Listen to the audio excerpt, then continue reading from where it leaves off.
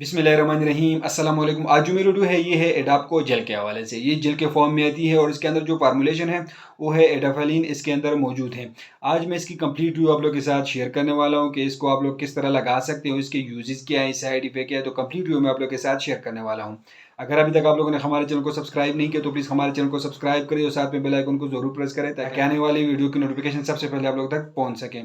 तो इसके इस्तेमाल की जाती है कि इसकी यूजेस हैं, जितनी भी किस्म की एक्नी हैं, एक्नी तो बहुत सारे किस्म के आते हैं, तो इस सब के लिए इसी जेल का इस्तेमाल की जाती है। एक्नी को ये ख़त्म करती हैं, एक्नी स्कार को ये ख़त्म करती हैं।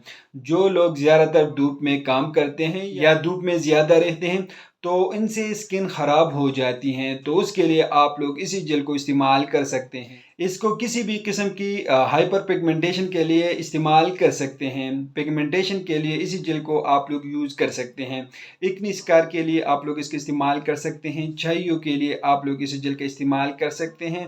एक्नी के लिए आप लोग इसका इस्तेमाल कर सकते हैं। चेहरे पर दाने हो तो उसके लिए आप लोग इसको इस्तेमाल कर सकते हैं, या एक्नी स्कार हो तो उसको ख़त्म करने के लिए आप लोग इसका इस्तेमाल कर सकते हैं।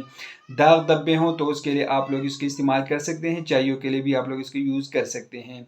तो इसकी मैकेनिज्म ऑफ एक्शन क्या है, तो ये काम कैसी करती हैं, तो ये काम इस तरह करती हैं कि ये स्किन को रेगुलेट करता है ताकि एक्नी ख़त्म हो जाए। तो इसी तरह एक्नी जो है इससे बिल्कुल ख़त्म हो जाती है। लगाने का तरीका क्या है, तो आप लोग इस तरह इसको लगा सकते हो। इसको आहिस्ता आहिस्ता लगाना है। पहले हफ्ते 1 से 4 घंटे आप लोग लगाएं। लगाने से पहले कोई अच्छी सी फेस वॉश से अपने चेहरे को धो लें। उसके बाद इसी जेल को आप लोग पूरे फेस पर लगा सकते हो।